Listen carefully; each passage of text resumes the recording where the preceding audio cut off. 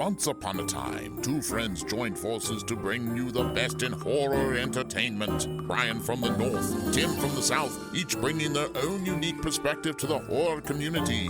Movie reviews, Blu-ray releases, beer pairings, games, and more. Welcome to your new home for horror. This is Civil Gore. Hey there, everybody. Welcome to episode 206 of the Civil Gore podcast. I'm your host, Tim. And this is Brian. And we have a new movie we're discussing today. One that's a lot of people seem to be excited about. So we, Tim and you, I had heard about it from Cone, and of course, and then you had told me you wanted to see that. And that's the Deep House. So this will be fun to talk about it. We also have a great interview tonight with our good buddy Jeff Whitmire because his Kickstarter for his new album is coming out. So we have that coming up. We'll let him talk about. We chat with him, of course. I mean, when have I ever not had words in a conversation, right? I am a talker. So it's not just Jeff just rambling on for 20 minutes about his album. No, we have a whole conversation with him because he's become a good friend. We met through social media, and we've helped him out on some stuff, and he's got such an amazing project lined up. So we wanted to help make sure we help get the word out on his Kickstarter as much as possible. So you'll hear that in a little bit, which is really fun because he's just it's always fun to talk to Jeff about anything because we have so much in common with our love of horror.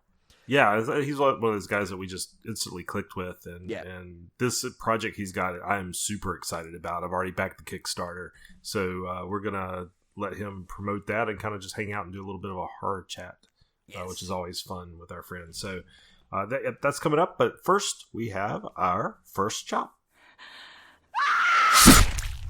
All right, Brian, if I may, I'm going to veer away from horror just briefly. That's because we were approached by DC Comics, or have been approached by DC Comics a couple times to look at some upcoming comic books, and it's kind of spread outside the horror. I think initially it was for like some of the Conjuring titles. Yeah.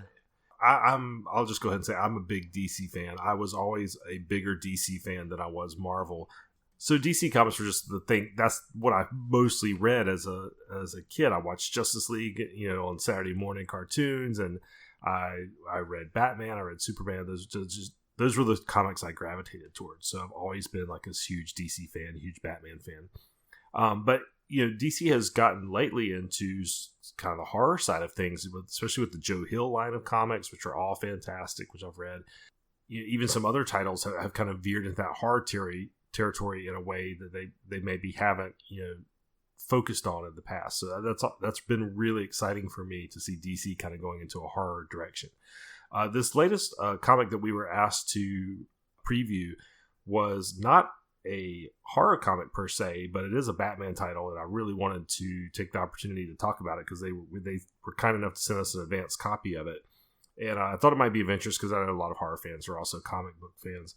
But this one is Batman's Secret Files, The Gardener, and this is a part of their Fear State crossover storyline, which is I don't know a whole lot about it because I haven't been reading. I've been trying to go back and read DC Comics Rebirth, which was their reboot of all their major comic lines.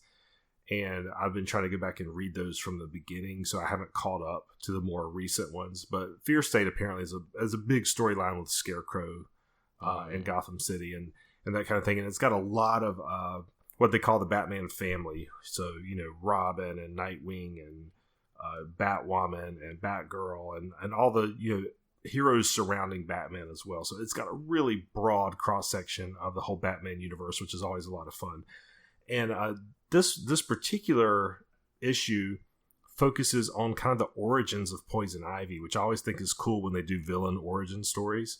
Yeah. And it introduces this. I don't know if it's introduced for the first time ever, but at least in this focus of this issue is the Gardener, who is one of the characters in Poison Ivy's life that kind of shapes her into the villain she is today. And it's really kind of a cool, fascinating book. It's written by James Tynion. I think his name is pronounced Tynion Fourth. He's written a ton of Batman comics. One of the major writers for Batman of the last several years. So you got a good pedigree there. The art style is really cool. It almost has kind of like a painting type art style. You know, very, very modern comic book art style. And I really, really enjoyed this one. One thing I really like that DC's been doing lately has been doing a lot of diversity in their characters. So, you know, the gardener is an African-American woman. They're not afraid to venture into the LGBTQ community, so there's a lot of diversity in the comics, and this issue is no exception. Yeah, I think we got the new Superman too. I think we got something about that. We just got emailed about the new Superman issue. Yeah, so check out Batman Secret Files, The Gardener. If you're a Batman fan like I am, I was really thrilled to get my hand on an unreleased Batman comic. I thought that was super cool. So that storyline, I can't wait to catch up to it from where I'm reading now. But lots of good stuff coming out from DC. I'm really, really excited with their comic lines right now. Yes, I know. I need to check that out. Because I did see that. I just haven't had a chance to read it yet. Looks really cool though. The other thing, I was just a brief mention. My mom brought over 2 tubs of stuff from her attic today. Oh, that's where you got that, because I saw Yeah. of course, I have the benefit that the listeners don't get of Tim texts. Yeah. And I saw all these pictures, so this is kind of cool. Yeah. So my mom she said, I got this big tub full of all your old stuff, and I was, do you want it? And I was like, what is it? And she said, well, it's comic books and Dungeons and Dragons stuff. And I was like, well, sure, I'll look through it. And I'll tell you what, this is stuff I thought had been thrown in the garbage years ago. And it was a lot of my old Dungeons and Dragons modules, 2nd edition, a lot of comics, really some comics that may be worth some money, actually. And I found, for instance, I was posting a picture of a sealed MechWarrior 3 CD-ROM for a PC that I think those are going for like $100 on eBay right now. So a lot of goodies in these 2 tubs, but the one that was horror specific was all of my old Call of Cthulhu RPG books. And Call of Cthulhu, if you don't know, was a really major pencil and paper RPG, just like Dungeons and Dragons. But of course, it took place in the Lovecraftian world. Most modules took place in the 1920s, and kind of followed that same atmosphere of the Cthulhu mythos that Lovecraft wrote about. And you would create a character, and unlike D&D, the focus typically wasn't on combat so much. It's a lot more, mystery solving and talking to people and investigation and that kind of thing. And you would die often. It was a lot more brutal than D&D in that respect. You never felt like you were a hero. In fact, when Ken and I used to play it all the time, we'd go over to his house and play. You'd spend all-nighters playing this. And I think we got to the point where we just had like this paranormal group of investigators, because we knew our heroes were going to die. So you almost had to have this pool of investigators that you could just pluck from. So when your main guy died, you had another one that you could just reach in and grab. So it was cool. I had probably like 10 Call of Cthulhu modules in there. Sometimes your mom doesn't throw out your cool stuff. Sometimes she keeps it. Is your Puppet Master figures you couldn't find in there? No, those are indeed gone. I remember when those got thrown out, unfortunately. So that's sad. Yeah. Well, yeah, but if they're real Puppet Master, they should have found their way back to you. Yeah, I guess they don't love me. I don't know. Yeah. You didn't. I'm no down the Toulon. path. Yeah. Yeah. The next up, Brian, is a movie we both got to see. We were sent a screener for the new movie Lair. So this one's going to be hard to give you much on, because I think it's one. Yeah, I know we say that a lot, but really, it's like, a lot of horror movies have twists and turns that would you really want us to go and say more? Especially with it just coming out. Yeah, and it's really interesting. So it's kind of like this. It's kind of one of those really like slow burn possession-y type films, but it's got an interesting premise. I guess we should talk about the premise. Yeah. Talk about the premise, because that you can say without spoiling it. I always, it's always hard for me to not to find the right words when I'm trying to get across something without spoiling it. But so the premise is there's a guy who at the start of the movie murders his family, and this his buddy of his, who is kind of a very nebbishy kind of guy, though. Yeah, he's kind of a schlubby type of guy, but he's a paranormal. I guess I want to. He's like a paranormal investigator, but he kind of like doesn't believe in any of this stuff. He's more of like a debunker kind of. Yeah. He doesn't really believe in this stuff. He's kind of the skeptical side, and so after his buddy murders his family, he blames it on this supernatural force like took over him. He doesn't know what happened, but he got possessed or something, and that's what caused him to kill his family. So his the skeptical buddy of his is like, you know what, I'm gonna give it one last shot to like try to prove my buddy's innocence and maybe spring him from jail, and I'm gonna see if this artifact that my buddy claims caused him to become possessed or whatever. I want to see if there's really anything to this, and so he kind of sets up this. It's like an Airbnb or something. I don't know. It's sort of like an Airbnb, but he's almost like entrapping these people by he sets up cameras, he puts these possessed items into their lives and tries to like film this and constantly look at this, trying to catch something that proves that his buddy really was possessed by demons. So interesting, very, very interesting premise. Yeah, and his buddy is played by the original guy that's kind of. His friend is trying to save is, of course, Oded Fair. Of course, you recognize him from the Mummy films, Brendan Fraser Mummy films. So, yeah. Which was, and he's such a good actor. I was actually would hope to see more of him. He's not in it a lot. He's definitely the powerhouse, known name from this. But and it has, it's one of those movies that, you got to kind of always pay attention because there's a lot of, it's kind of like a mix of a slow burn and then sudden like scenes where they really ramp up the tension, and they do go back and forth a little bit to time periods at points, so it's definitely got to pay attention. That's one of the things I thought like one of its big strengths was that it does kind of like right when you start to like almost lull you into a sense of calm, there are kind of these like quick frenetic sequences that are really cool, and there's a lot of definitely a lot of twists and turns in it. All right, so next up, Brian, talk about this new promo we got. This is exciting. Yeah, and we have another piece to it that we're not going to announce quite yet, but so follow our social media on it. But we definitely have a promo going here with a promotion group for St. Maud. So basically A24 and the acclaimed director, Rose Glass. It's the boldly original movie that Esquire calls him a mesmerizing horror masterpiece. And it's actually coming out to Blu-ray. Of course, it came out. I think it went right to streaming, if I'm correct, right? Due to the pandemic, so. I mean, it may have hit some theaters, very, very short. But anyway, it's available on Blu-ray and DVD November 30th. I think we mentioned that in our dismemberment. So check that out. I have to admit, I have not seen it yet. It's one that's been on my list, and it was in the horror challenge list, and it's just one of these ones that I keep not getting to see, but I probably will pick up the Blu-ray anyway. Well, I got to see this one, and I absolutely loved it. I thought it was nice. I thought it was really, really cool. But we're gonna have a we have a fun promotion coming up for St. Maud. So definitely keep an eye on our social media. Yeah, that will be the key. Take part. Yeah, it'll be the key. Definitely some good stuff. Primarily Twitter, I think, is where we'll probably announce it. But we'll try to put links and stuff to our other socials. But definitely pay attention mostly to Twitter though. The final thing, real quick on the rundown, is just I want to mention this, not horror related, but there's a great documentary coming out on HBO Max. It's called Adrian. And of course, this documentary is near and dear to my heart. This is a documentary of Adrian Shelley, of course, writer, director, waitress. She starred in a lot of Hal Hartley films early on, and right at the height of her where she was really being known as kind of mainstream with Waitress. She was tragically murdered in her apartment in the city, and why it's so close to me is because she's a sister of my best friend Mark.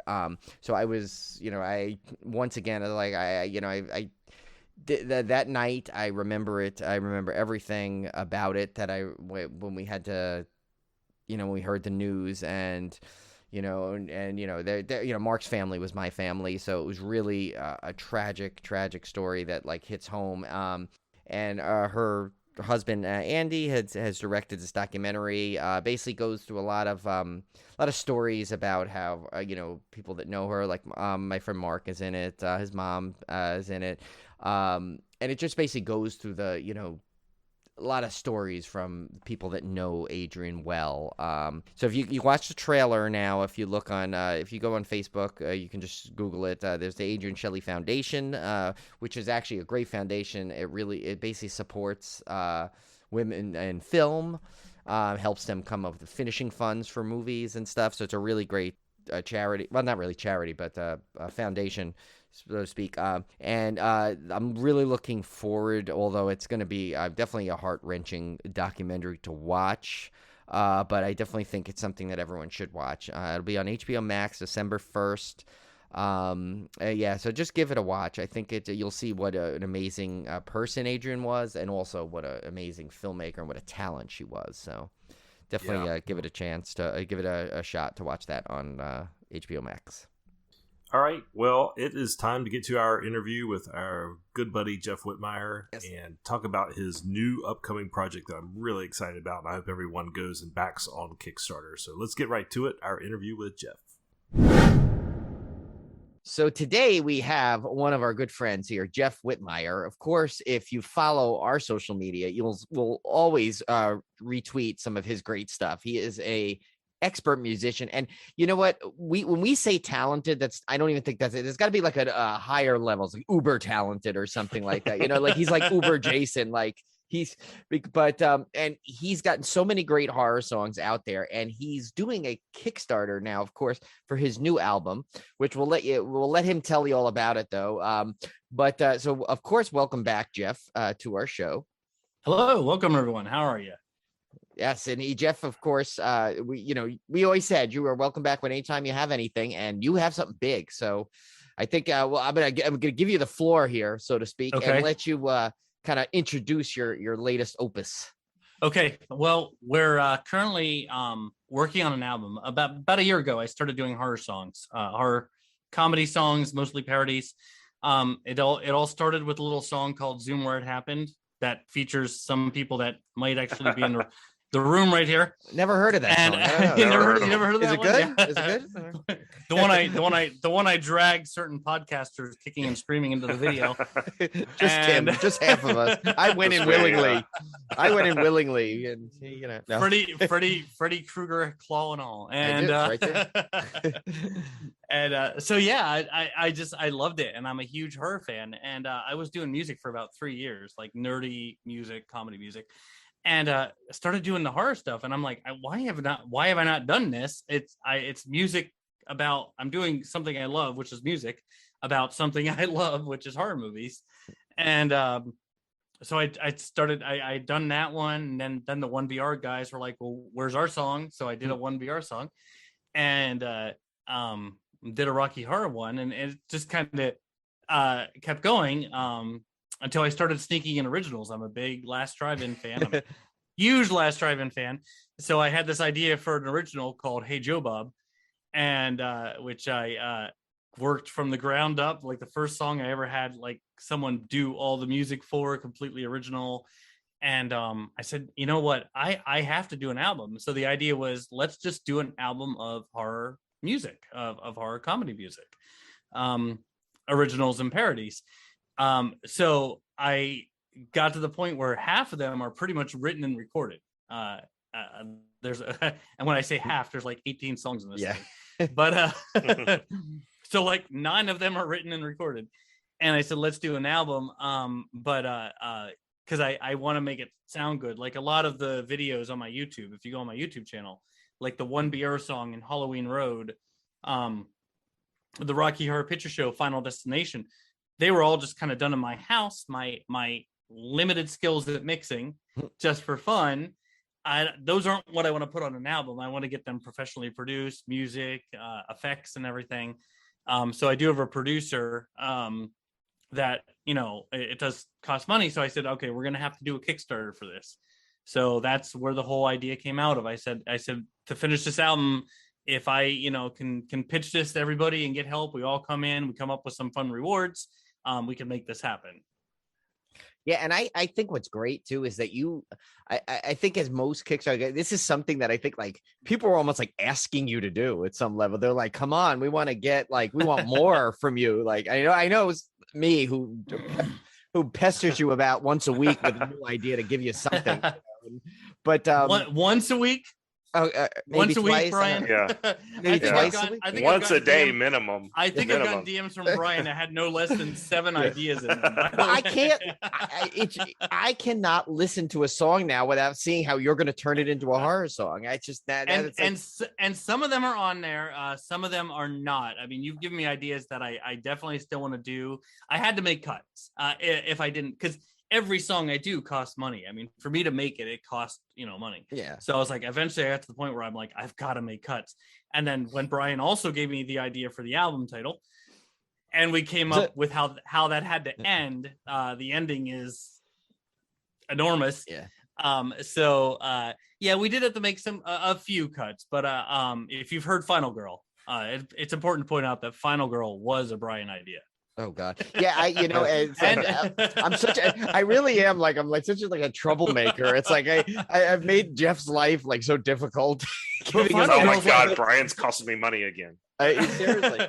But Final Girl is like, people have told me that's their favorite song. So I'm like, I get people that'll say, I don't want to give you ideas. Weird Al doesn't take ideas. I'm like, I love ideas. Yeah. Send me ideas. Well, and Final Girl, you got some good people on that too. You got, oh God, I'm forgetting her name. Ruby from Fangoria. You're thinking Angel? Angel, yes. Well, Angel wasn't on Final Girl.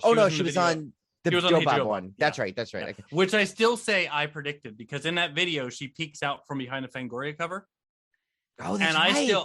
I still claim that I predicted that, or I caused it, one or the other. And I actually tweeted about that, and she's like, "That was not that had not happened yet when that video came out." I'm like, I did it.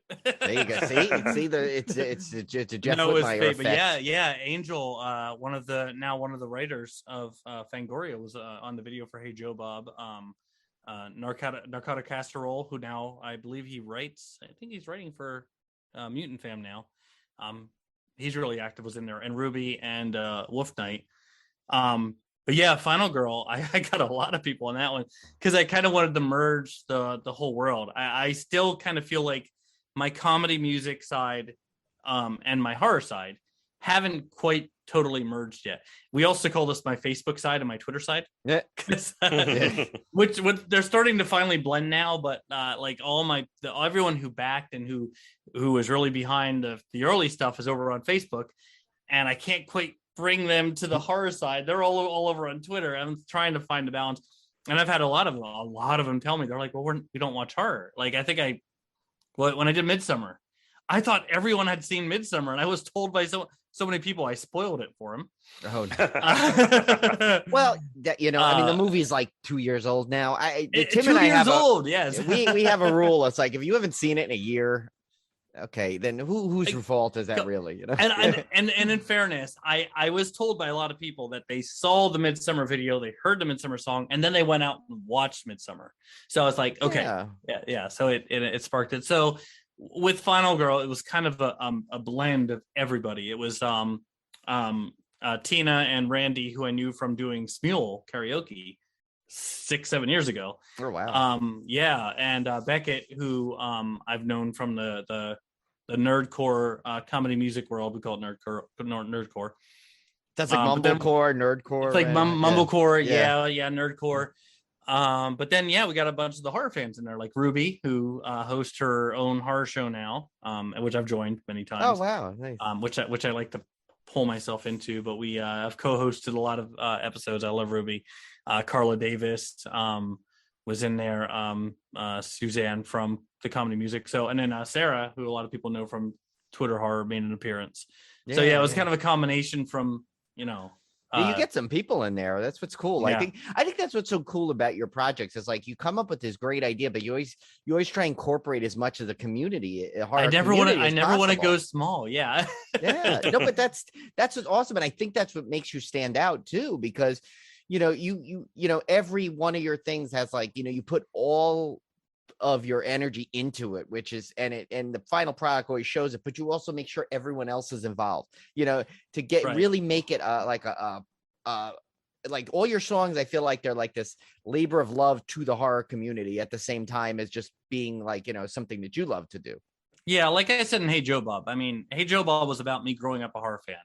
and that story is a true story, and I think that's why it resonated with people, because it's about feeling isolated, being a horror fan, getting those 5 VHSs for $5 at the video store back in the 80s, and going home and watching them and not really having a lot of horror fans. And to this day, in real life, I don't have a lot of horror fans. My wife will watch them with me, but I don't have a lot. And I found that community on Twitter and with the Last Drive-In crew and the live tweets.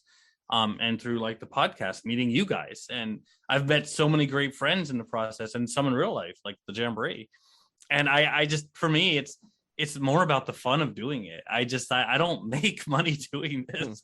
Every once in a while, someone will drop a few bucks on like Bandcamp or something, but it's always been about wanting to make people happy and make people laugh, and like trying to find that balance. Yeah, you can take a gory, dark horror movie that we all love and set it to a fun, bouncy song, and it's cool. So, well, two things. You mentioned Joe Bob. I have 2 questions. One, I want you got to tell everyone the story that you got to actually sing to him live. and 2, has Ernie donated yet to the new project? I mean, no, Ernie hasn't. And I met Ernie too. And I'm kind of slated. Oh, I haven't heard this story. I got to hear this. Yeah, I actually met Ernie. Well, I met Ernie at the Jamboree. So I first went after Hey Joe Bob was written. I went to the Jamboree, and I got lucky. I had already had a ticket for Monster Mania because I said I'm not going to afford the Jamboree. It was pretty pricey, and I knew I had the album coming. So I was never going to go to the Jamboree. I got my ticket for Monster Mania because I knew Joe Bob and Diana would be there. And as the Jamboree was an hour away from me. The Mahoning is just a little over an hour from my house, and I said it's so frustrating that I couldn't go. And Kirk over at the Mutant Fam kept posting like, we've got tickets. What about this one, Jeff? What about this one? You gotta go. And I'm like, that's a 3-day though, that's a 2-day. And all of a sudden he goes, I got 1 day, I got Sunday for you. So I'm like, and I looked over at my wife and I said, 1 day Sunday, can I go? She goes, happy birthday. And so I got to go to the Jamboree where I met John Brennan, who one of my favorite stories. I walked up to John Brennan and he looked at me and he goes, I love the Joe Bob song. And I was nice. That's great. Which was really cool. And Austin was walking around with Ernie, so I got a picture with Ernie. But I had vowed I was going to sing to Joe Bob when I finally got up to them. And I was around people that knew me, that, Megan and Sarah and Kim and people in the horror community were all around me at this time, and Kirk. And so we got up to Joe Bob, and Darcy even said, are you going to serenade us? And I'm in the room and I chickened out. And I didn't do it. You pulled a Tim with Shannon Elizabeth. Yeah. Or Tom Savini, take your pick. Yeah, pretty much. Which I've done that many times. Yeah. I also had said I also had a chance to meet Tony Todd once and have him sign my X-Files season 2, and I chickened out. Well, him I could understand, because it's like what, if you say something to him wrong, he's going to answer you in that voice. He'll be like, no. Right. So what are you going to do? Well, what's awesome about Monster Mania is I got to redeem myself twice. Nice. So I went to Monster Mania with the goal that I was going to serenade Joe Bob, and Tony Todd was also there. So I did go up to Tony Todd and with my X-Files season 2, and I told him the story about how I chickened out. And in perfect Tony Todd, he's like, why would you chicken out? It's me. he's like, just talk. Like, and by the way, chatted for a while. Now that you met him, Tim and I always have this image, like, because every once in a while, like, we'll tweet something and he'll like the tweet. Like, I have a feeling like he verbally likes it too. He'll be like, I like, and he presses. I bet he does. He followed me after that too. And, nice, on Twitter. nice. Yeah. So, but yeah, I could see that. And it's weird because he's one of those that you think you're going to hear Final Destination or you're going to hear Candyman, and that's not what you hear. I mean, the guy's just like, just chatting. Yeah, he was concerned about the nail that was sticking out of the table, and I'm like, Tony, So I'm standing in line with Sarah, Sarah Sin. From the podcast and everything, and we're standing in line, and we get up there, and Darcy actually, like, we're like 4 people back, and she waves to us, so she recognized us, which was cool. And I got up there to Joe Bob and Darcy, and I was like, I already had stuff signed by them, so I was like, I guess I should still get something. So I grabbed, a picture, because it's a con. What's another $50? Yeah, and at that point, you're yeah, right, well, whatever. And so he's signing it and everything, and Darcy's talking and handing out candy. She was passing out candy because it was Halloween. And I said, so Darcy too. That's like something. something. It was so Darcy. Yeah, it was so absolutely Darcy. And I said, I said, they're not gonna let they're gonna run me off Twitter if I don't do this time. And I said, so I wrote a song for you that you might have heard. And Diana actually leaned over and said, oh, that one I played you, remember? And he was like, oh, and I'm like, so can I sing it to you? And his reaction was the best, because he kind of gave me this look. He's like, I guess. Like, just Joe Bob staring up at me, I guess. And so I broke into the song and I sang the first verse and chorus to him. And it was legit one of the best moments of my life, because I start and I think he was still like, what is happening right now? But I think as he realized what the song was about and why it was about how much the show means to me and what he means to me, like, he just starts smiling like at every line. And I'm like, and Darcy is over here dancing. And it was so cool. And they gave me a fist bump at the end. And then Darcy actually told me after the pic, she goes, you rock, and gave me a hug. And I'm like, this was the best day of my life. Yeah, That's awesome. yeah. They are really two of them. Like, they were so awesome when we got to meet them too. I was like, that was like one of the few people we were actually like, I mean, we joked that Tim was nervous to talk to, or like, Santa Elizabeth, but really like someone like a Joe Bob and Darcy, you just someone you know your whole life. Yeah, horror, I was legit nervous for that, because you want him to be super nice, and you're like, what if I get up there and he's like a total jerk or something? You think that, because sometimes they are, and that's frustrating. Like, they always say, don't meet your heroes, and to that I respond, meet Joe Bob, meet Diana, because they are who you think they are. Awesome. Yeah, oh my exactly. God, they were super awesome. Yeah, especially, it's funny, a lot of people probably have this preconceived idea of what Diana / Darcy, whatever, what she'd be like. And she's actually really extremely humble and almost like, she's the person shy. You talk to on Twitter. But she's almost a little shy at first, but she's really like, there's a certain sweetness. I mean, it's like, so it's like anyone that like has this like, like, oh, I can't go up to her or this or that, or Joe Bob, don't even hesitate, because they are like two of the most genuine nice people you'll ever meet. I mean, well, I think if I can give some advice, and I actually would, because I will admit I'm a socially awkward person. I'm very introverted. I do struggle with meeting people and talking to people. And I know I do. And I have OCD. So I question everything I say. I don't have conversations where I don't question. This time around, like Monster Mania, I said, I'm not going to do that anymore.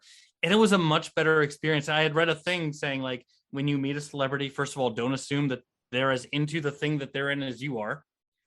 That doesn't apply to Joe Bob and Darcy, because they're in the heart. It was just a cool one, because like I met the Monster Squad crew, which, by the way, those guys are awesome too. But yeah, I just think just take the gamble and go up, and just remember we're all just people. I think with I would always say, if you go up to Joe Bob and Darcy, just if you're nervous, just do it, because they're gonna make you feel so welcome. Yeah. Oh, yeah. No, you could like, it's so funny because I have the same thing. I mean, I definitely have my OCD. I am socially awkward, but for some reason, when it comes to those things, I'll just like insert myself. Oh man, Brian was like the point man. I'm the super shy one at those cons. And Brian that's like, me. That's me. Yeah. I don't know what it is about something. When I get there, I'm just like, I become like I was there the whole time. Like I'll just like, we like literally, we've told this story. I literally walked up to a table with like, with Damien Leone, David Howard Thornton, Chris Jericho. We're sitting there talking about practical effects. And I'm like, oh, practical effects? Yeah, I love those. Yeah. Next thing you know, we're in there and I'm dropping business cards on the table. And like, Tim's like, I think Tim turned all kind of pale shades of embarrassment, but we got in there and it was fine, but it's I definitely inherited that from my mother, who will literally talk to anybody about anything. And like she will literally be on the phone trying to make like a reserve, like perfect example. Just recently she was ordering the turkey for Thanksgiving. And she calls up, and most people say, I'd like to reserve a turkey. She goes, hi, I want to reserve a turkey, because I don't want you to be sold out. And then for 10 minutes, and then talking about how she was packing up to move, and how my I was over here, and then I literally left a room, and 10 minutes later I come back, and I thought she was on the phone with someone else. She's still talking to the turkey guy. Still. And I'm like, oh my God, this is not only are we going to get a turkey, but we're probably going to end up getting some kind of. They're probably going to come over for over Thanksgiving too. Seriously. Yeah, probably. Don't let she'll that invite was anybody. my dad though too. My dad was like that. Yeah. Or it is like that. He would be standing in line in a grocery store. Next thing you know, he's having an entire conversation with the person next to me. I'm just shuffling in my feet. Dad. you apply yours through music. That's where you go, Jeff. That's all. That's all it is. You just. It's just a weird thing. People have told me they can. It's just weird because I'm like the shyest person you ever met, and socially awkward in person. But then people have told me they would never sing on video, and I've never thought twice about that. Or get up on stage and sing. So I guess it just the whole thing manifests itself for people differently. Yeah. Where they can. So one of the things I want to make sure we have time for you to let know is because your Kickstarter has a lot of cool perks. I think especially one that you just added, which will. Oh yeah, I want to hear about all these. Perks, yeah, but I want you to tell everybody this because we're gonna shove it down their throat. Not to it's not a detriment to your project. It's a great one, and it's not pricey. No, we got to make sure that your stuff you're getting out there because I know Tim and I are gonna. Well, Tim donated. I'm gonna donate. We're gonna make sure everybody that we know at Tim, least by the way, knows about it. So oh yeah, absolutely. I signed up the first day. I saw it. That was a literal no-brainer. I love watching because I can see who signs up and what tiers they back and everything, so I can start making my spreadsheet so I know who's getting what and everything, and you get everything, whatever tier you back at, you get everything below that tier. So I like kind of watching and making that spreadsheet and knowing what are people looking for, and but yeah, so the tiers start at $10. Yeah, start at $10. And that is just that's a digital copy of the album, which is one that you can download and stream and you get all that. And I will be adding some new ones too. I am working on a couple new ones, but $25 is a physical copy of the album signed, which would also get you a digital copy. $35 actually gets you both my albums. I did do an album 2 years ago. I can't believe it's been 2 years. Deep Fried Superhero, which had 17 songs, which apparently I just like putting a lot of stuff on albums. And so I had all my songs, a few award nominated ones. Is Never Ending Laundry on there? Never Ending Laundry is on the first album. Okay, good. Yep, I gotta get it. Suddenly Star Wars is on there. Hey There Momoa is on there. Yeah. Oh, Tim, you need to up yours, Tim, so you can get the Momoa one for Olivia. I showed her the video the other night. She thought it was hilarious. There's actually two versions on there, and they're both studio versions. Nice. So the one has sound clips. That was funny because when I started doing music, that was the one that brought me to the dance. I did that one about my wife is a Momoa fan. And in fact, when I was coming up with the idea, I was sitting there working on some lyrics or something, and she goes, I just rented this Momoa movie, Braven. She goes, I'm going to go watch it. Do you want to watch it with me? I'm like, no, that's fine. And the next day I sat down and wrote the lyrics. And, but so we were working on my first album. I had never done this before, the whole process, and we're almost done. I have a producer who does all my music and everything. And the night before we're ready to send this over to get produced as a CD, he goes, there's something I always wanted to do with this song. And I'm like, what are you doing to my baby? And he's like, silence. And I hate it when Austin goes silent. My producer, Austin, I hate it when he goes silent on social media. He goes silent. He comes back. He came back with Momoa and had all these awesome Jason Momoa clips in it. That's cool. But then my wife was not sure if she liked that version. So I snuck the original in at the end as a bonus track, but nice. She's grown to like it. But so yeah, that one's on there. So yeah, a whole bunch of stuff about the Avengers and home ownership, a funny song about home ownership, and just a whole bunch of stuff on that one. I think that's the one I'm doing for sure. Is that I want both. I want the Jeff Whitmire experience. I want the full gamut of your. I was stuff. definitely thinking of I went in for the 25 initially, but I'm really that's super tempting. I for think no- you're for no allowed to $10. change it, right? I think I think you can change your tier if you want to. Yeah, typically on Kickstarter you Because- can always bump it. Yeah, I think because Right, because you of that haven't paid reason. yet. Yeah. It hasn't. Yeah. Yeah, I think that's why I like Kickstarter better because you can. It's a lot more easier to I think Yeah. just manipulate and add. Right. So we got those, and then I wanted to get a little creative, and someone had actually put this on there. So $50 tier is a live tweet experience. If you follow me on social media, you know that I can't just watch a movie. I recently did this thing called the horror movie challenge.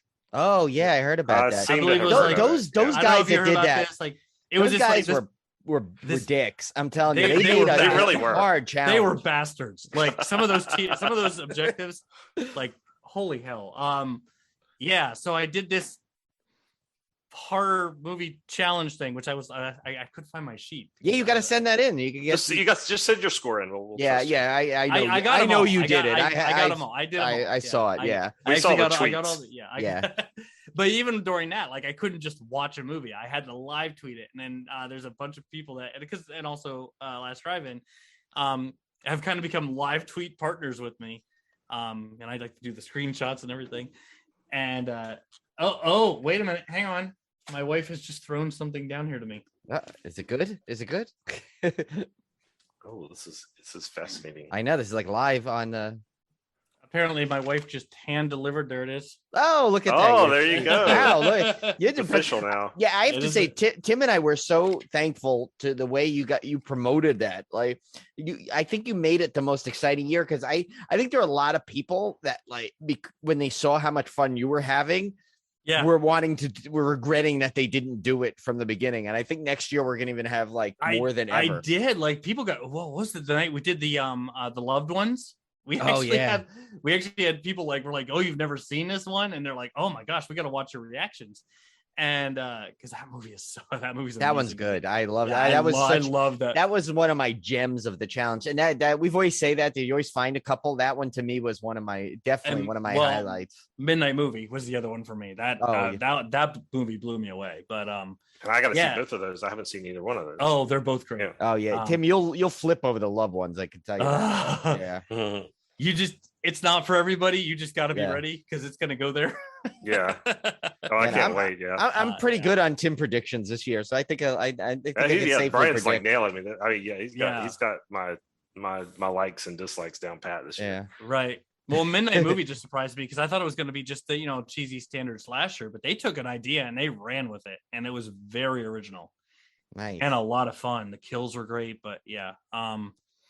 So I was so I do a lot of live tweets. So I'm like, that could be a fun one, and I was like, so I did that. And then what's funny is a few of the people that already live tweet me with me all the time were the ones that backed at that tier. And I'm like, That's and you're like, why? I was like, so you basically just paid to do what we always do. Yeah. But all right, let's just be honest. They're like, well, we want to support too. Like, Yeah.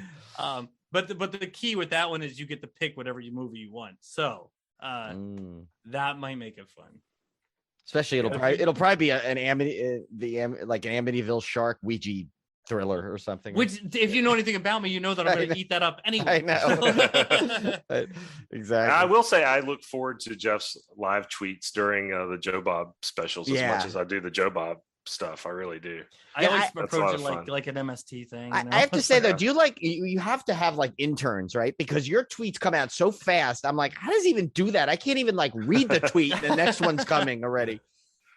I guess it's just a lot of practice. Honestly, I was not good at the beginning. Like when I first started doing Last Drive-In, I was not. I felt like, oh my god, what am I doing? I'm doing this. But then I've hosted Last Drive-In.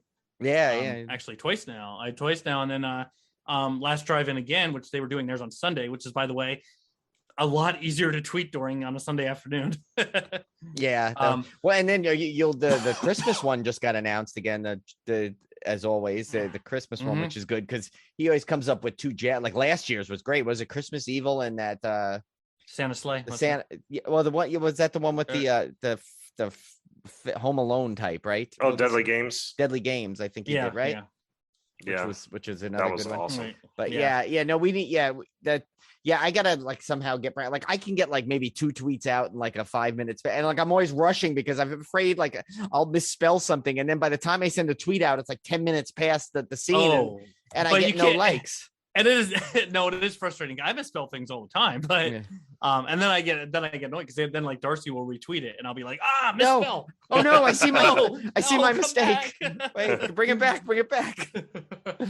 It's always fun. It's always fun the day after because literally your phone is just all notifications of live tweets. But yeah, I think we don't. I think the most we've ever gotten it in a like a Joe Bob thing was like 150. Tim had a gem in like the I think in the Blood Harvest. 150 is really good though. One. 150 is awesome. Yeah, no, but the best thing was Tim did that malignant tweet that he just posted. So random, so like nonchalant in the middle of the day. This thing had like 1,400. Yeah, Like, 1,400 likes. People were like fighting over Tim's tweet. It was like they're like fighting with each other. It's weird what happens. I was on break at work the other day, and I just thought of the Michael Myers laundry thing where he's standing in the clothesline, and I just took a picture of that, and I typed in the words "evil dries tonight." Yeah, that was amazing. And I posted it. That literally was just something I just thought of on a break at work, and like next thing I know, it's got like 800 likes. I'm like, what just happened? Yeah, so you never know. It's so weird. I don't know what. Yeah, I would love to understand. I mean, I've watched documentaries on the algorithms of Twitter and social media, and I don't know what the magic thing is. Yeah. And my brother, like, that's kind of what, he's really involved in his job with social media stuff. And he's always telling me, he goes, listen, he goes, let me take over your thing because, he's like, I don't know if you're reaching the right audience. I'm like, trust me, we're reaching the right audience. I said, you got to understand horror fans. It's like, this works with horror fans. I know, you're looking at it, he's not a horror guy, although I did have them watch Host and they loved it over the summer. Him and his girlfriend. Well, now fiance. Yeah, it's good. It's on Shutter. I think you should check it out. Yeah, you should watch it. It's really short. It's under an hour. Easy to fit in. I'm really sleeping on that, but you need to get in there. Come on. No, but hey, speaking of Host, I want to hear about another certain perk on this Kickstarter that I know about. That perk. I want to hear about that perk. So $75, I think, is where we have the posters. Some of those I might change a little bit, but no, we have the posters. Both of my posters are designed by Neil Fraser. And speaking of Host, if you know anything about Neil Fraser, know his Host picture, his Host image, the famous one of the most talented people I've seen in terms of the amazing. Oh my God, so much. If you go to YouTube and you look at the cover for Final Girl, that's Neil Fraser. He also did a cover for the first song I ever did this year, which was an original, Twitter Anxiety. That was also Neil. Yeah. So he's doing the Final Girl as a poster that you can get for your wall. I think it's 8x11, something like that. I can't remember. And then he's also going to do the cover of the album, which has not been released yet. And I'm anxious. I'm hoping soon. Oh, I can't wait to see that. And it's very tied into the title, Stabby Road. And $100, I believe, is signed lyrics. If you pick any song, I will handwrite the lyrics and sign them. Please don't pick the last song. I know. If you do, no, it's fine. Well, I shouldn't say it. The last song has a lot of lyrics. No, what they'll do is they'll punish themselves because then your hand will cramp and you won't be able to play the guitar for like a year and a half. Yeah. You can't do that to Jeff. Any song. I'm not saying too much about the last song, which didn't happen until we knew what we were calling the album. But the last song is pretty big. It's epic. And it's going to be awesome. Yeah, we're working on the lyrics now. So there's also one a tier where my wife is going to make some. My wife makes homemade candles, so she's going to make some horror themed candles. Oh, that's cool. So we have a couple people that back that tier, but she's going to make some horror themed candles that tie into all the songs. That's real. Wait, now Tim, we have our candle person now. Because Tim and I have been joking on the show for years that what actors smell like, and we wanted like the different candles. We've been doing that bit forever. A Tom Atkins candle. We've been doing that bit forever, and like there's some that your wife will probably kill you for even suggesting if we give you that idea, because like it's like involves Donald Sutherland's region, I guess.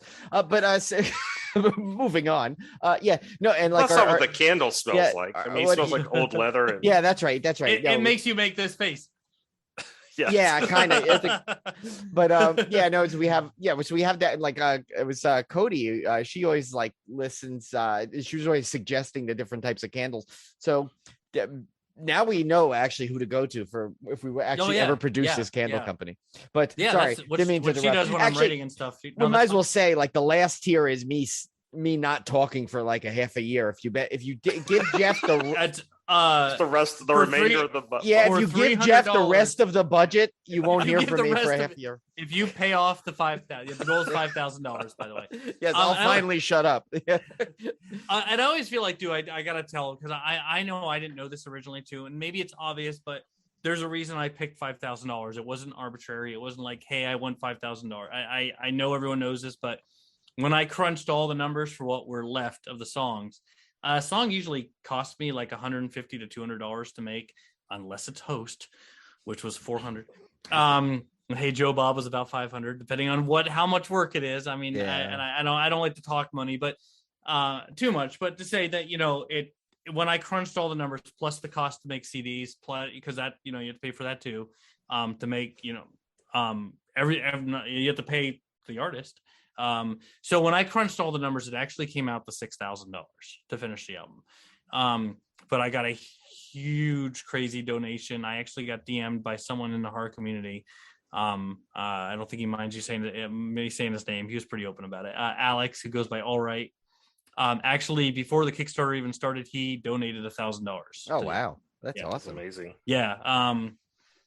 To give me a head start. And right off the bat, I used that to start paying off people. So that's why the number is picked as 5. That it actually comes out to about $4,800. I gave myself about $200 wiggle room for it, just in case there's any like extra shipping or anything. But yeah, so you were asking about the final tier, which is actually for $25. So when I did the host song, the Zoom where it happened, featuring Brian and Tim. We also had a special guest on that one. Salen Baxter joined the song, both on audio and on the video. And Salen and I actually have chatted on and off through the process. I dare say we've become friends in the process. And when the Kickstarter went live, we had an idea that, so one of the goals is the $25 tier is Salen Baxter from host will actually do a personalized message for the backer directly to you, or that you can give as a gift in the same costume and in the same room as host. That's awesome. So you can actually get Salen sitting in the room. She will say, like Salen said, like she'll do everything, the voice, whatever you want her to say as the character, she will do it. That is awesome. And that would Within be reason. a great Within tier reason. level. It's $25 for that. She's $25. Yeah. Only $25 for that tier. Yeah. And we could say, because we were in, when we helped you with Zoom where it happened too, we were in that one Zoom meeting where she was in there. And let me tell you, where I didn't tell anyone she was coming in. Yeah, that was definitely a surprise. We all freaked out because we now thought we were in the middle of a Jeff Whitmire trapped seance. But yeah, no, I still have the still of that image. That's like one of my favorite pictures ever. The reactions. Because that was so awesome. And I will have to say, like, she is as nice as you could possibly imagine. Absolutely, so 100%. And she was so into helping out. So it's like, from day one, she doesn't need to do that. She's a busy person, but she was so willing because she obviously she loved the project, and she just, was. She's extremely supportive, very supportive of the horror community and of music, and she's a musician herself, so I know she gets it. She's an awesome cello player. She actually has. I bought one of her CDs and got it signed. But yeah, I mean, she's just constantly an awesome giving person. When I had to direct her for the video, I'm not a director. I write lyrics. I can come up with cheesy little videos, but I'm not a director. And Zoom was the first one I had to direct people. And you guys can vouch, I'm horrible. No, you're great. And she was sitting. She suddenly surprised me. I'm like cleaning my room or something, or working on a video, and she's like, "I'm ready to go." I'm like, "Are you kidding me?" So I had to run down and start directing Salen, and she's like, "Just tell me what you want me to do." I mean, she's been like in some big projects. I mean, I guess I was telling Tim knows one of our friends Tom and Kelly. She's a huge cosplayer, and one of her cosplay things is she goes by Time Lady Cosplay. She's a big Doctor Who fan. So one of her cosplayers is a character from Doctor Who. So when she heard about Salen, that we were like, hey, Tim and I did a project with her. They Yeah. like flipped. They were like, whoa, really? And we're like, yeah. And she's like so cool and everything. And so yeah, it was neat. Mm-hmm. Yeah, I That's loved her. an awesome I loved her during those videos because I was like, yeah, I think I should take one of these shits out of the lyrics. No, don't take that out. That's great. Yeah, I know. Yeah, so down game. to earth and funny. Yeah, just everything. Yeah, what should I do in this scene? I think I should sneak off from the room and start drinking. And I'm like, that's awesome. Do that. And I have to say, we joked that like you pulled us in, but we had so much fun doing that. We had a ball because and that was actually what we had just met you before that, I think, too. It was right? not long before that, yeah. Because I think, and the way we totally met you was the same way, like how, like, it's so funny where you I think since social media's inception, especially like a Twitter and these groups could form, I think, you could become such good friends with people and have never met them in person yet. And, it's weird just like, back in the day, you'd be like, oh, it's like my pen pal, it's like, it's kind of like that level, but way more intimate because you can kind of like that instant back and forth. And I will tell you, we will definitely all get to hang out at some point, either a con or something, because we are not gonna, this is not, we will definitely. We've definitely got to hang out at a con at some point. It'll be awesome. I mean, Tim and I were talking about maybe like when they do the March New Jersey Horror Con again, that we might try to go back. Which is now April, by the way. Did it? It's April. Yeah, they moved it to April. Well, that makes sense. I mean, there were two right back to back, a month apart. Because they had to move. They had a pop-up event, I believe, back in May. I think April, May they did a pop-up event. But then they did the Maryland one. I think it was they had to do like the New Jersey or the Maryland one, then the Philly one back to back. Yeah. So New Jersey was back in Yeah, so I think that's what we have to aim for, that, Tim, and then Jeff will go, and then we'll have to we'll all hang out. And I'm not that far away. Yeah. Yeah, no, you're not. You're, I would totally. Yeah, I'm totally down for that next year. Yeah, let's try to plan on that. Yeah, we'll do that. Or the Jamboree. Is that going to be every year they do that? I'm hoping they do. Yeah. Well, I mean, where are you exactly? You don't have to give me the address, so you don't have all the Jeff Whitmire stalkers wcoming after you. But where you're in Pennsylvania, right? I'm in Lancaster. Yeah, I'm in Lancaster. Okay. Yeah. Oh, yeah. You're not that far. Yeah, I think. Is that where our friend Sue is? Right, Tim? She's in Lancaster, or right by it. Yeah. She might be right by that. Yeah. So we have total friend there. So that's not that far from us either. A couple hours. So yeah, well, this will definitely happen, and then we hope by that point you'll have a Civil Gore song to serenade to Tim and I. Which that was actually on the agenda, wasn't it? I still haven't done that. I was supposed to do that title. No, that's okay. Yeah, but we would definitely be completely honored if we ever had a song. There goes Brian giving Jeff more work again. I know. I know. I will. Well, Jeff and I have. That's the problem. I always say I'm going to do this and this and this. The problem is my brain just never did. It's so beeline. Then an idea will come up like Hey Joe Bob. I had all these ideas planned when I thought of Hey Joe Bob. I'm like, well, I got to do that. Yeah, no, that's got to take precedence. And trust me, believe me, much to some delight for some and chagrin to the other. We're not going anywhere anytime soon, so you have plenty of time, hopefully, to make a Civil Gore song. But yeah, no. I've always said I just need to do a writing retreat because I also do like all of us. I do the full-time job and kids and everything.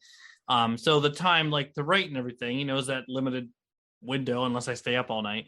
And I always say, which is the same boat a lot of creators are. I don't think people realize a lot of the indie films that came out recently. Oh, yeah. These are guys that have guys and women that have full-time jobs that are filming late into the evening and over the weekends. But yeah, I always say if I could have just a 1 week where I could go off somewhere to a cabin and just write for a week, Stephen King it, just Stephen King, right? Yeah. Yeah. Well, no, they it's funny you said that because we had it was Lisa Van Dam Bates. She directed Marla, that movie Marla May, right? I think it ended up changing to Marla by the time it hit. Yeah. But she was telling us her process. It was so indie. She was literally cooking the food for craft services and then directing and then starring in the movie. So I have so much respect for anyone that does indie project. But Jeff, we have that idea that of a whole I won't say what it is, but we have that whole Broadway musical idea. The musical around, which I think seriously would be such a hit. I need to get my research done on it. Yeah, I know. Me too. I started. You and I never finished. I Yeah. started. I got to get There's a hint right there. Sharp, astute listeners will know exactly what we're we'll know talking exactly what we're talking about. about. Yeah. But I started my research prior to October, and then yeah, but I think I don't know. I told you I have the whole opening thing in my head, and of course, since I have no musical talent whatsoever, I have to just kind of give you these raw. The lyrics were starting to go really well though. We have some I really think good so. lyrics. I think it'll be good. And Tim, you know, I don't want to say it out loud just in case this thing fails miserably, but I think we have a good idea for it. But yeah, that'll be fun. But yeah. So any other promotions you want to let us know before we sign off here, because we will definitely, of course, share it on social media. But give everyone the details, like the deadlines, like where they can follow you and all that stuff. Right. So my Twitter handle is Jeff Whitmire 1. If you go there, I'm posting about the Kickstarter all the time. You can go and check it out. My YouTube channel is also listed there, and that's where the majority of my horror songs is under my YouTube channel right now. Like I said, a lot of those that you'll hear there aren't the studio versions. I like to kind of stress that. And that's what we're working on. Final Girl, Zoom Where It Happened, those are studio versions, but the rest are going to be made. But you can check it out there. Like I said, under Jeff Whitmire 1, and I'll have all the links posted there, and you can take a look. This is awesome. And yeah, let me tell you, we've heard some of the, we've heard all your stuff, and we are lucky enough to be in the Jeff Whitmire inner circle. So we get a lot of previews of stuff. And let me tell you, joined me. They're lying. They joined me for a song, and now they've been spending the last year trying to get rid of me. No, never. They literally are like, I swear to God, if he mentions one more shark movie. Yeah, you're right. Yeah, that's like, because I think it's the other way around, where Jeff's like probably so afraid to check his DM to not see another list of 18 weird songs that I've. There's another $150 down there. There you go. That's why it's like I think I got to bump my thing up. I can't just do 35. I feel like I got to like pay half the bill here because of what I've done to poor Jeff. For half of it. I seriously, I can make it up in like, we'll definitely take him at the dinner when we get to this con. Okay. Right. We'll go to the noodle bar. That's where fair. Tim advises former 80s horror stars on what to order. But yeah, no. Wait, what? Yeah. Was it Jason Marston? It was Jason Marston. Yeah. He was asking me what I had for the ramen. Was he place. Working at the noodle bar? No, he was there with his family. Actually, listen to that episode, because everyone's probably so tired of us talking about this con that's lasted. They're probably like, years. Please, we will pay for you to go to the new cons, and she'll give us new stories. Yeah, and by the way, that's another tier. We'll stop talking about the New Jersey Horror Con if you finish off Jeff's tier here and to get him to 5,000. Well, I did. Yeah. I did get to go to horror nights vicariously through you guys. That was a great episode. That was that was fun. I have never been there, and I'm just one of these days. Oh, one of these next time we go, because that's probably something we're definitely going to go through every few years. I would say it's tough to go every year when you're not living in Orlando. So many great stories were coming out of it this year, and I'm like, I have got to get down there. Yeah, next time we go, you need to go. You need to meet us down there. That would be so much fun. Yeah, we will have a ball. That's such a. Oh my God. I felt like, and that was our first real trip. I mean, since with COVID and everything and came, so we were able to finally that was our first vacation. It was like, it's so funny. It's like both times we went there, it's like when we got there, there was this giant sigh. Cause like the first time we ever went, we didn't know Tim was going to make it because of the stupid hurricane that hit. And nearly flooded his whole town. And then, and then this time it's like, we're just, okay, we went through a pandemic and now we're finally getting to meet up for this vacation after delaying it a year. And so it was like, seems like, every year there's something. I'm like afraid what's next time we plan, what's going to happen right before it. But yeah, no. So everyone, seriously though, all kidding aside, we have a lot of fun joking around, but Jeff's talent is really just so immense with such great projects. So you've got to, even if it's the smallest level, anything that counts. Jeff will anything, even if it's a share. I mean, a share or every little bit helps. Yeah, but I mean, even if you get, we definitely are gonna, Tim, like he said, donate. I just am being lazy, but I will do it, of course. And we'll make sure we keep sharing this for you, Jeff, because this is a project that we, of course, believe in 100%, and we hope that we want to see this thing as fast as possible. So. Thanks a lot. I really appreciate that. I appreciate all the support you guys have been given. All right, Brian. Well, that was always fun. It's always fun hanging out. As much fun as the interviews are with, the occasional director or actor or stuff. I always have maybe my most fun when we're just hanging out with our friends talking. Yeah, and Jeff, it's one of those like we mentioned even in the interview. Social media has given you this whole nother level of friendship that you can develop without ever meeting the person. And of course, we're going to rectify that, as we said. We will meet Jeff in person one day. But we talk to him all the time on social media. Of course, he's been on the show. We've helped him with some of his projects. And he is so talented, so I really hope that he gets the amount he needs to get this album in, because if you just hear some of his stuff, you'll see how talented he is, how funny he is. Like the Weird Al of horror, is, as he likes to be known as too. It's just it's just a really fun stuff, and we've got a couple of we've heard a couple of little previews that we of course can't talk about that that's going to be on that album, and trust me, you will want to donate. You want to see this come to fruition. This will be a great project. Yes, I can't wait. All right, well, let's get to our feature presentation for this episode, and that is one that I was super looking forward to, based entirely on the premise. When I heard this premise, I was all in. This is the Deep House from this year, and please bear with me because these are a lot of French names. Yeah, so you know how good I am at French. Yeah, once the first two go in, that's it. Tim's done. But directed by Alexandre Bustillo and Julien Maury, starring Camille Rowe as Tina, James Jagger as Ben, Eric Savin as Pierre, Alexis Servais as Mr. Montignac, and I guess who knows? That was good. No, I think that's how they say it.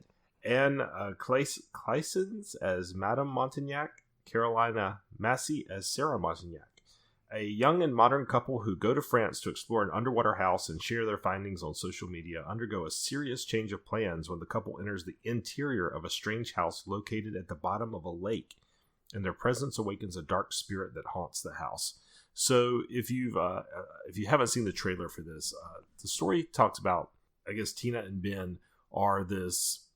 Yeah, you've seen these. I don't know if you've seen these, Brian, but I've watched a lot of these YouTube videos of these urban explorers, and they'll go to like an old abandoned mall, and they'll film walking around an old abandoned mall. And I love. Well, I mean, we've seen this in a million things. It's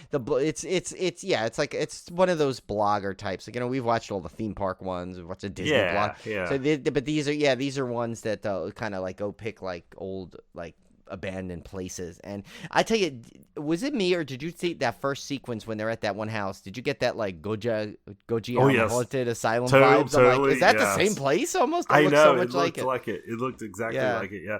So it starts off with them filming like this haunted asylum to kind of set up the premise of who these guys are.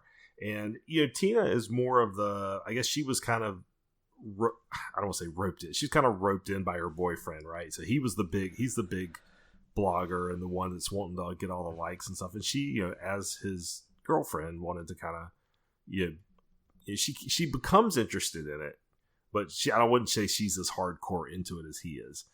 So there's kind of always a little tension there, I think, that she's not as super enthused into it as he is, because she's always the more hesitant one to do what he's wanting to do. Well, yeah, and I think she's kind of got a battle of like, she's battling this kind of feeling like, she enjoys spending time with him and doing this stuff, but she feels like she just wants to do it for the fun of it, not always be kind of like this. Right, to present it as a blog like that. Like, I mean, that's the whole premise of the beginning is, when they realize they go to this place that's like a total like tourist trap area, she kind of like, well, let's just do that then. Let's just enjoy it. Let's just have fun. Let's not always make it about, viewership. And, he's of course totally obsessed with his viewership and his getting to the next level. Yeah, whatever. He wants to be like the known guy at this stuff, and So they wind up going to this lake that they had heard about, or this reservoir, I guess, and it's supposedly the site of where this town was flooded, and there are supposedly houses still underneath this lake, and so they go to explore this place and run into this guy that basically tells a local that tells them he can tell them where to find the secret part of this lake that's away from the tourist area, where there's still a fully intact house underneath the lake. And so that's where they dive down. That's really where the movie really begins. And I will say, I was shocked at this, but this movie takes place entirely underwater. Yeah. Except for this first, maybe 15 minutes? Yeah, I'd say the first 15 minutes, and I'm like, yeah, it actually is like, it's kind of like it almost said it has a lot of this. It's not found footage, but it has, because of all the YouTubing, blogging they do, it has that found footage feel to it. I think it follows that kind of that formula in the beginning, that setup, that slow setup. Like, we're gonna show you this, and we're gonna do this, and okay, let's go find it. Let's ask a local how to get here. Very, very found footagey in terms of that. And I will say, though, what a cool food truck. It serves alcohol and French fries. It's Yeah, I really wanted that. I love that he just goes back. He's like, we need wine for that, and he goes back to the same food truck. She got junk food on, so I'm like, whatever that food truck is, they're on point. But yeah, so when it goes, it's really when the film picks up. I mean, they do.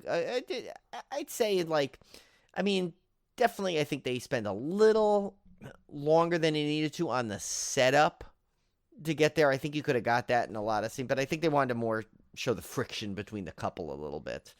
Yeah, is why they extended that a little bit longer. And it's a short movie. I think it's under an hour and a half. I think it's 86 minutes. Yeah, so I can understand with all the underwater footage they had. Yeah, I mean, once you go underwater, that's production value and costs are shot through the roof. I mean, it's this movie. So anyway, we're not going to go into spoilers, obviously, because it's a fairly recent release. But I do want to talk about how you get this from the synopsis. They dive down to find this house, and the house is completely boarded up. No way to get into it, and they're going. Why would you board up a house before it got flooded? It doesn't make any sense. And that kind of kicks off the whole thing once they get inside. And without giving anything away, obviously they're going to find something scary in there because this is a horror movie. But I was really, really struck by the cinematography. I mean, underwater photography is hard. I've never done it, but I think regular photography is hard. I can't imagine the challenges of doing it underwater. There's some absolutely beautiful sequences in this. I thought they have this kind of underwater drone that goes with them, kind of like a little mini sub type thing with a camera on it, which I thought was a kind of a super cool element. It kind of plays a role in the story a little bit. Yeah. And they really get some fantastic shots under here. I mean, there's some sequences in here that are just super creepy. They would probably be creepy outside of the water, but when you put them underwater with all the flowing and the lighting and stuff, they just look really, really, really cool. There were times where I was trying to see if they cheated somehow, and maybe they were just were they filming a exterior, were they filming a dry set but just with a water filter on top of it? But no, this is actually purely filmed underwater. All these sets that you're seeing were submerged. Yeah. And I read a little bit about the making of it, which there was not a whole lot of information on it. But they actually had a system where they could take sets and lower them into the water via some kind of system to lower these sets in as needed, and then film, and then raise them back up and put a different set down and stuff to submerge these. It was incredible. I thought. Yeah, well, I'm sure with some of the technology, for the Jaws attraction, or Universal Studios or any of those tours, where set pieces will have to sync or something. Mm-hmm. I'm sure it's a mechanism that's actually, they probably, it would not shock me if they used a lot of tricks that theme parks have in order to obtain some of that kind of effect, where they could just lower it up and down like that. Yeah, it was super cool. But anyway, I will say I did have a few problems with the movie. Mostly, I think they were more pacing problems for me. There was I'd seen some complaints in some other reviews that maybe what they found in the house kind of was a thin premise. I didn't really mind that piece of it. I actually didn't mind not having everything explained to me per se, but I thought there was a little bit of a pacing problem, and I think the primary reason for me was I think there was some fatigue from being underwater that long. I mean, as a viewer, I was gonna say you weren't even doing it, and I wasn't even doing it. Think about Camille Rowe, who's been under there. But if you think about it, bathing suit all the time.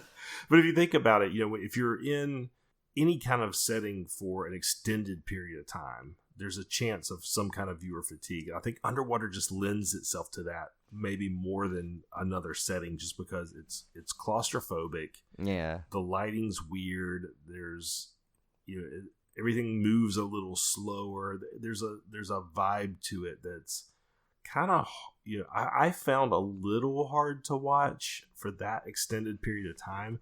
Now, I will say that was broken up by some really, really cool scenes. And like I said, some really fantastic cinematography. And I think that helped alleviate some of that fatigue.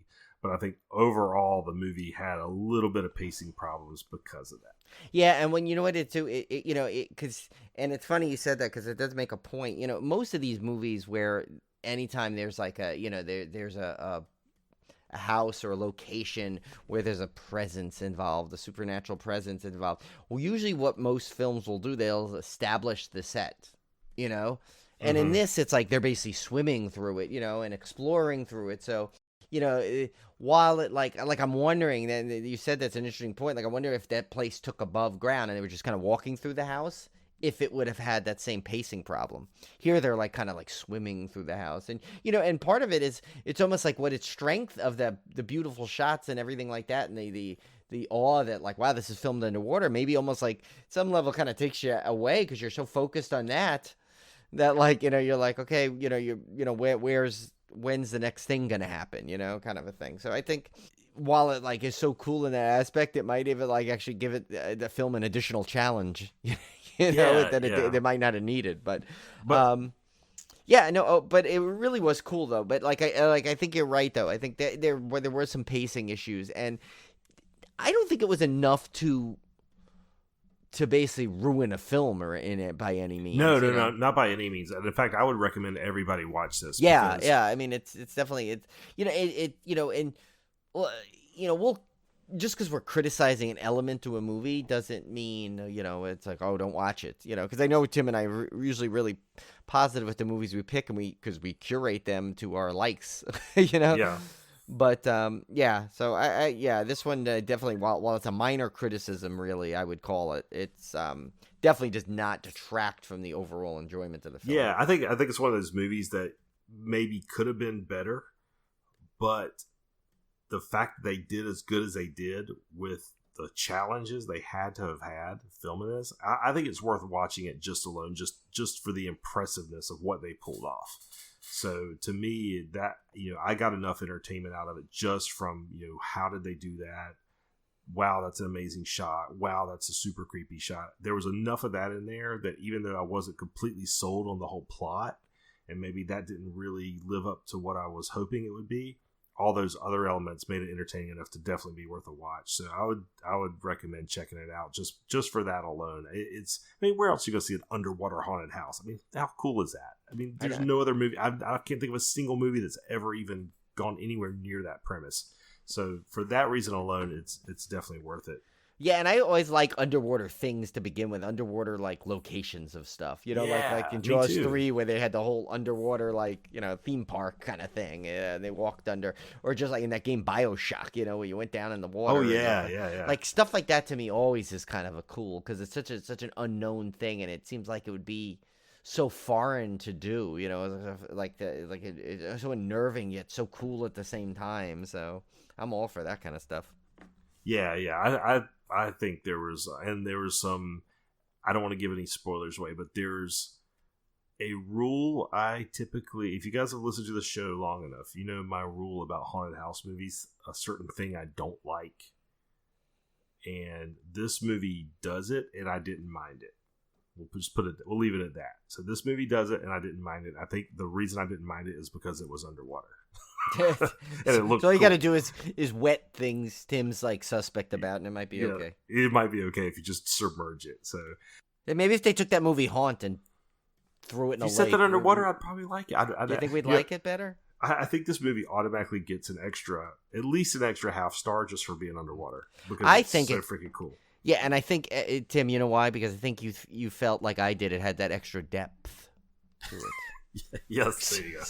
Come on, we couldn't get through without a pun by now. Yeah, without a We're water like a pun. half hour into this episode, or no longer with the interview. Yeah, longer with the interview. Got to make a pun in there.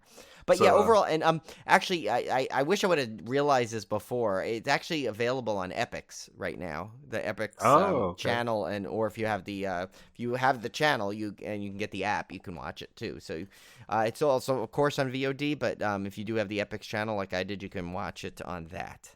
Yeah, I rented it, and I don't regret the purchase at all. I thought it was worth the $6 or whatever. All right, so Brian, what was our beer pairing for Lake House? I know we kind of gave that movie a little bit of a short review there, but I definitely want people to watch this one. I don't want to give anything away. Yeah. Well, plus it's only 86 minutes. We can't do the review longer than the actual film. That That's would right. be That's weird. right. So I found a beer. It's called Lake Beer, which very There you go. appropriate to this movie. It's by Lumberbeard Brewing out of Spokane, Washington, or as like David Lynch likes to say, Spokane.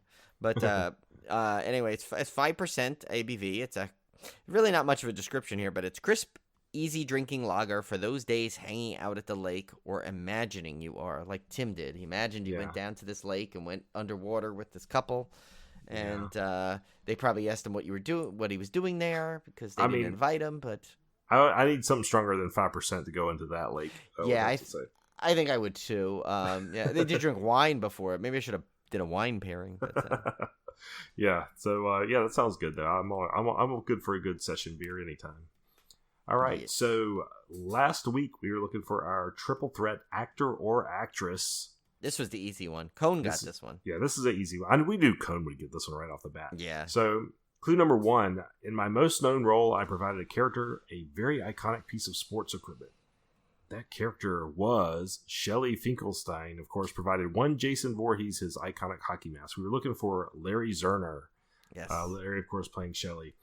Clue number 2: while I don't act as much, I still am highly involved in the entertainment industry in another capacity. And of course, if you follow Twitter, Larry has become an entertainment attorney and most recently provided some great insight on the Friday the 13th legal proceedings on his Twitter page, which I've followed voraciously because he has such a great way of explaining. Yeah, because he puts it in legal layman stuff. terms. Yeah. And like, I grew up, okay, I have a brother and a father that is an attorney. And when, especially when my dad goes into like his legalese, I'm like, really? Come on. Just tell it to me like what I don't know anything. I mean, I happen to picked up some stuff, but like, so it's great. If you ever hear a lawyer explain things with law, you're like, huh? Explain it to me in like real time. And that's what he does. He basically like, he'll have like tweet upon tweet, like a 6-part tweet explaining it to the average person so they understand because it was a very confusing case. That Friday. There's a lot of moving parts, to that. Yeah, that legal and case, he was so good, and he would like answer people's questions if they had. I think he liked a couple of our tweets. It's a really, really good dude, really smart guy. So yeah. And then the last clue here was I reprised my most known role many years later in video game form. Of course, Shelley Finkelstein was added into the Friday the 13th video game, and Larry provided the voice for it. So just yet another cool way that video game really went above and beyond for the fans. Of the franchise. By adding Shelley in it. And, I mean, it's so funny because, like, Shelley Finkelstein, he's not a final girl or final guy or anything like that, but yet he possibly had one of the most influential points to the entire franchise.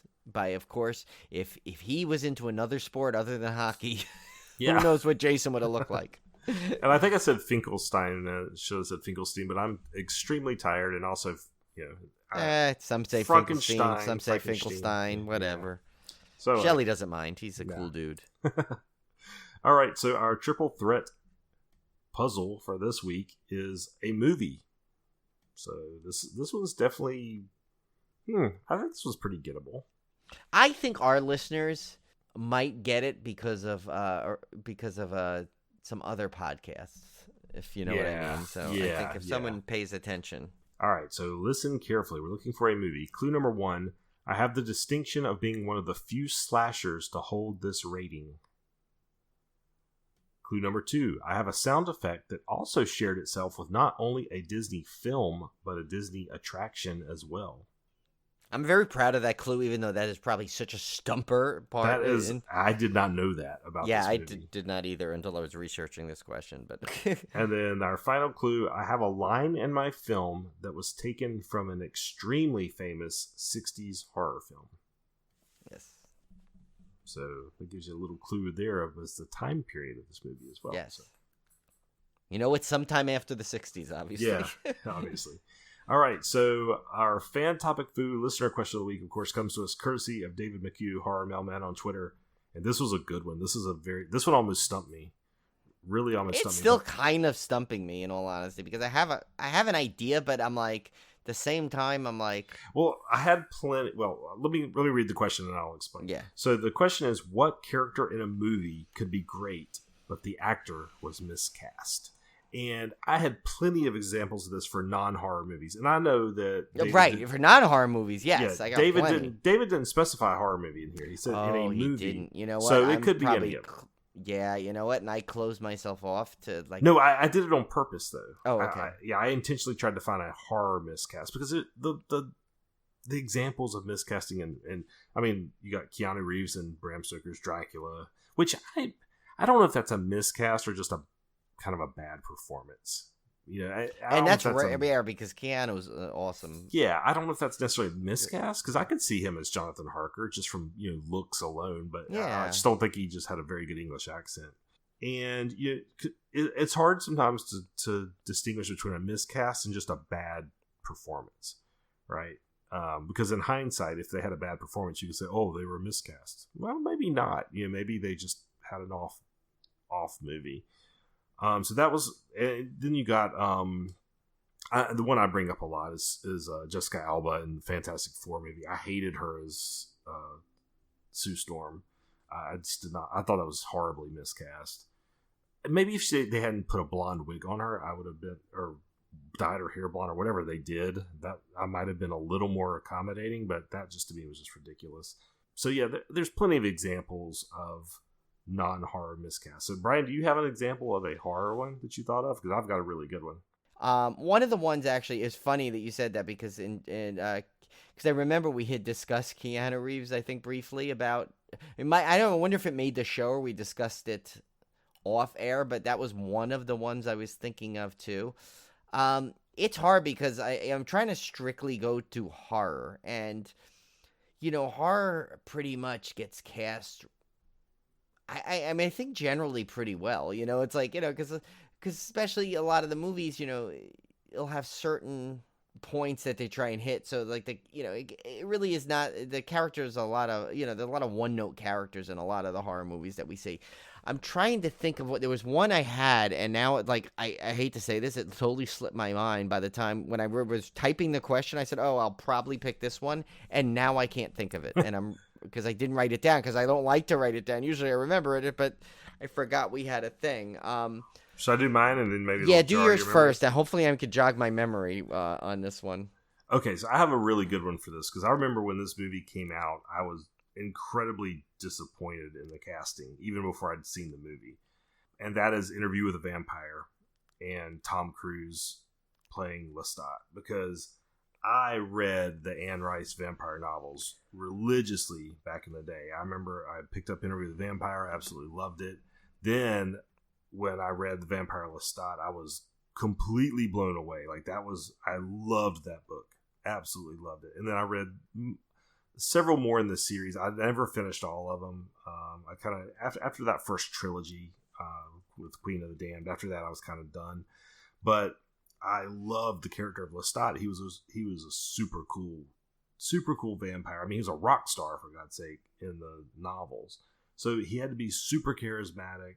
He just had to have this presence, and Tom Cruise just was not that at all. Tom Cruise was a big name, and I can understand why they cast him because he was a huge A-list actor. It still is, but was completely wrong for this role. And you see that a lot with Tom Cruise, actually. He's been miscast in a lot of things.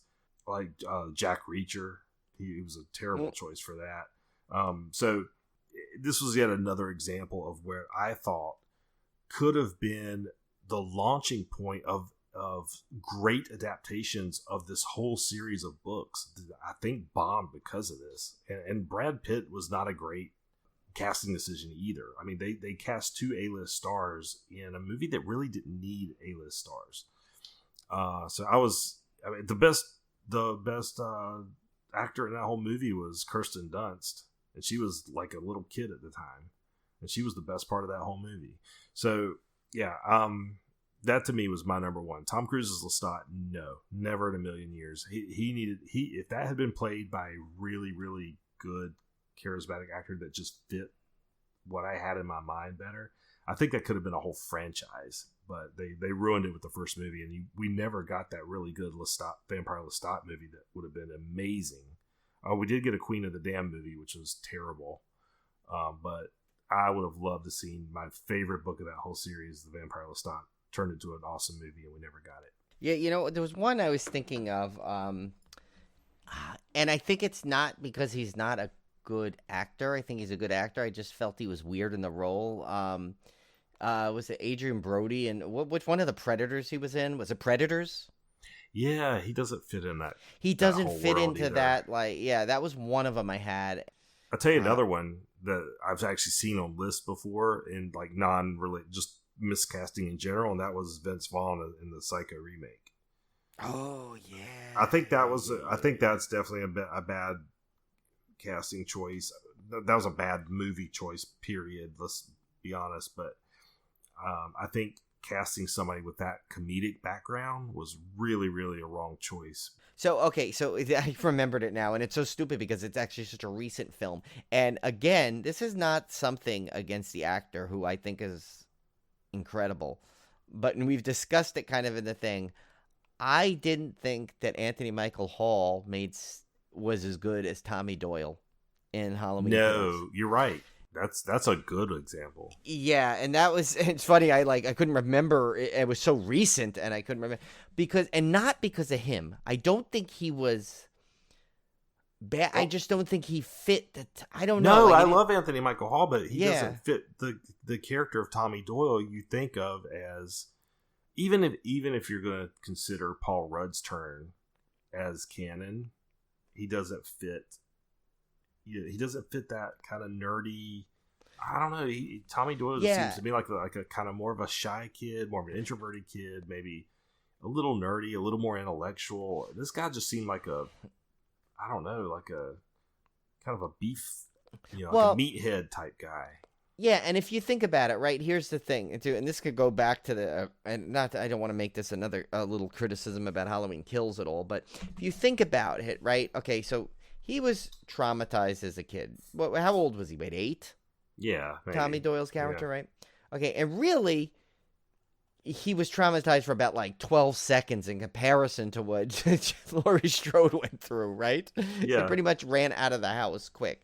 So, but he's built up this animosity and turned into this vigilante character 40 years later, where I don't know necessarily. I mean, kids are pretty resilient.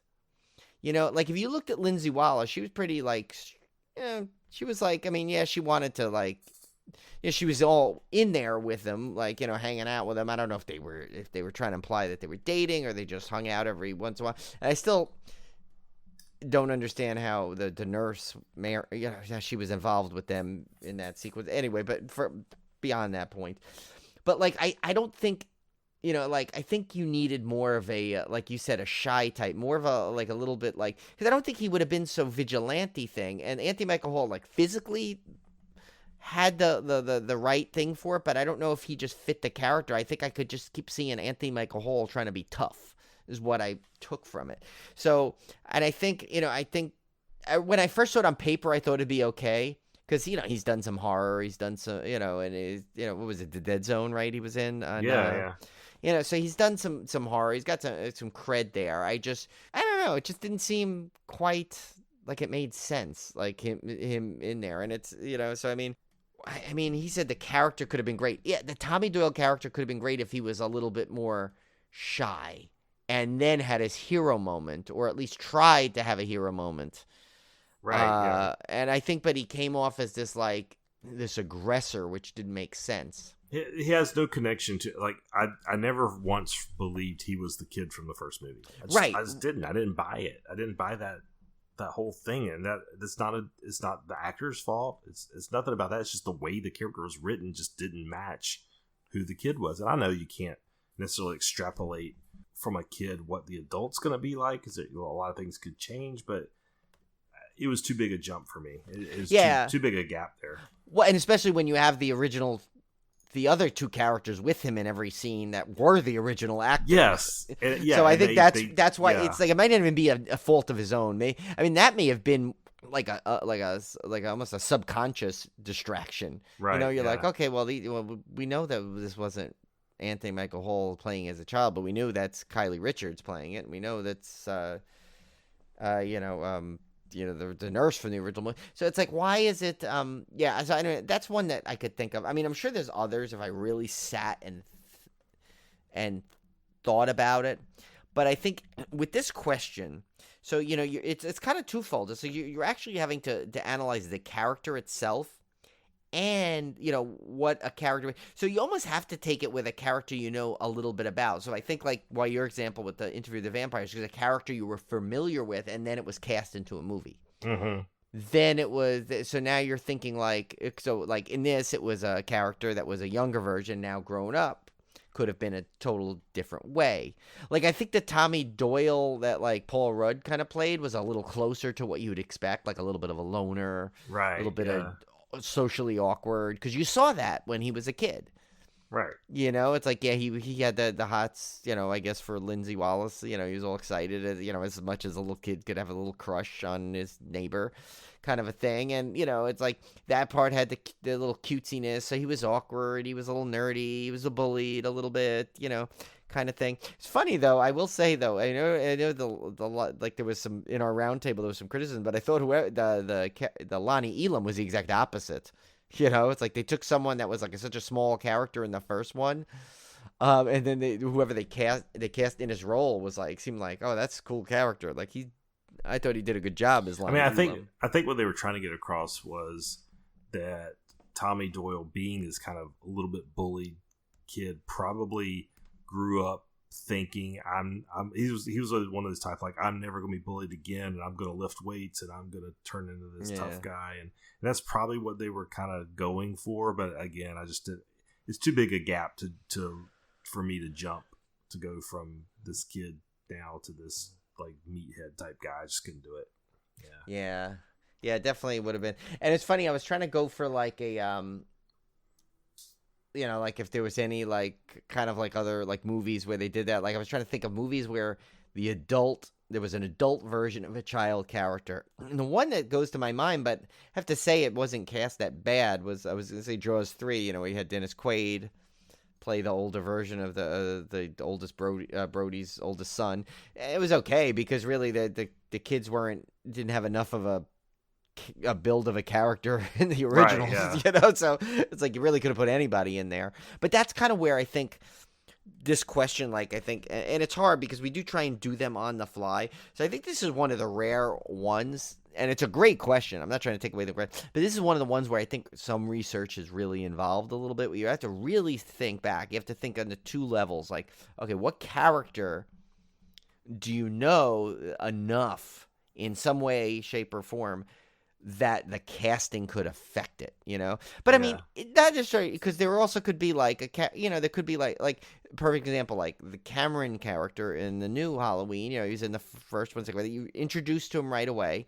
Could he have been a good character? Maybe we said we kind of like the actor was okay, but we didn't know. But I think Ken said he annoyed him always, that actor. But like I think the character was supposed to be kind of annoying, so. Would that fall into it?